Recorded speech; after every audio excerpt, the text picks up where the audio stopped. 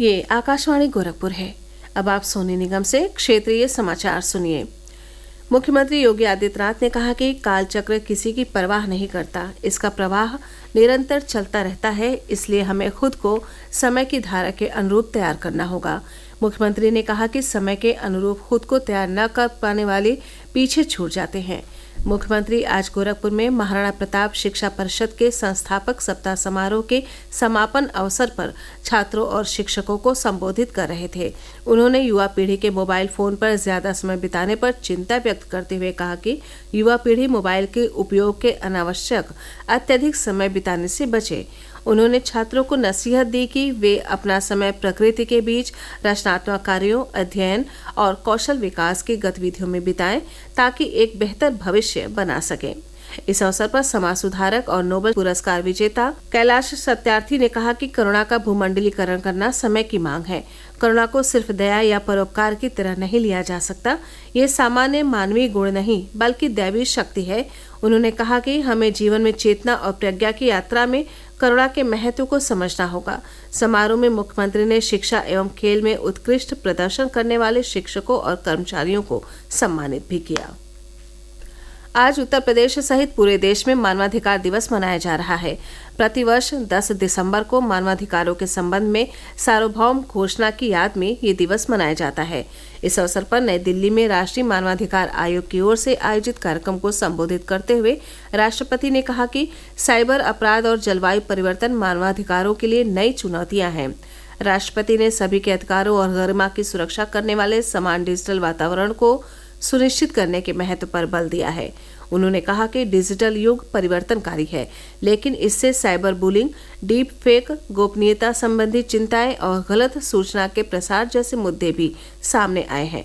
इसी क्रम में प्रदेश के वाराणसी, प्रयागराज, लखनऊ, अमरोहा, गोरखपुर और बस्ती समेत कई जिलों में गोष्ठी और रैली निकालकर मानवाधिकार के बारे में आम जन को जागरूक किया गया। मुख्यमंत्री योगी आदित्यनाथ ने आज गोरखनाथ मंदिर में आयोजित जनता दर्शन कार्यक्रम के दौरान विभिन्न जिलों से आए 150 से अधिक लोगों की समस्याएं सुनी और संबंधित अधिकारियों को उनके शीघ्र निस्तारण का निर्देश दिया। उन्होंने कहा कि हर समस्या का निस्तारण गुणवत्तापूर्ण, पारदर्शी और संतुष्टिपरक होना चाहिए। उन्होंने अधिकारियों से कहा कि किसी के साथ भी अन्याय नहीं होना चाहिए। हर पीड़ित के साथ संवेदनशील व्यवहार अपनाते हुए उसकी सहायता की जाए। जमीन कब्जा करने वाले, कमजोरों के घर उजाड़ने वालों पर कड़ी कार्रवाई की जाए। श्री काशी विश्वनाथ धाम कॉरिडोर के निर्माण के 3 साल पूरे होने पर आज से मंदिर परिसर में उत्सव मनाया जा रहा है। 12 दिसंबर से महारुद्र पाठ शुरू होगा और 13 दिसंबर को काशी विश्वनाथ धाम में स्थित सभी देव विग्रहों का अभिषेक किया जाएगा। इस दौरान सांस्कृतिक कार्यक्रम भी आयोजित किए जाएंगे। महाकुंभ 2025 में संस्कृति का भी संगम दिखाई देगा। मुख्यमंत्री योगी आदित्यनाथ के नेतृत्व वाली प्रदेश सरकार महाकुंभ के दौरान गायन, वादन, नृत्य समेत हर विधा के कलाकारों को मंच मुहैया कराएगी। 10 जनवरी से 24 फरवरी तक सांस्कृतिक कार्यक्रमों का सिलसिला जारी रहेगा, जिसमें कवि सम्मेलन भी शामिल है। कवि सम्मेलन में उत्तर प्रदेश के साथ ही अन्य प्रदेशों के कवि भी शामिल होंगे।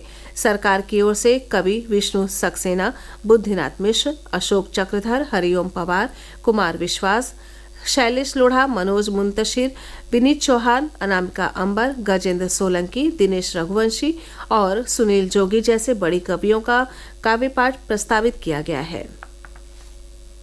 स्मार्ट इंडिया हैकाथॉन के 7वें संस्करण की कल से शुरुआत होगी। इस अवसर पर देश भर में 51 केंद्रों पर कार्यक्रम आयोजित किए जाएंगे। इसी कड़ी में मेरठ के शोभित विश्वविद्यालय में 11 और 12 दिसंबर को कार्यक्रम आयोजित होंगे। स्मार्ट इंडिया हैकाथॉन एक राष्ट्रीय पहल है, जिसका उद्देश्य छात्रों को उनके दैनिक जीवन की समस्याओं को हल करने के लिए एक मंच प्रदान करना और नवाचार की संस्कृति और समस्या समाधान की मानसिकता को प्रोत्साहित करना है। परिवहन निगम के 15,000 कर्मचारियों का महंगाई भत्ता 8% बढ़ा दिया गया है।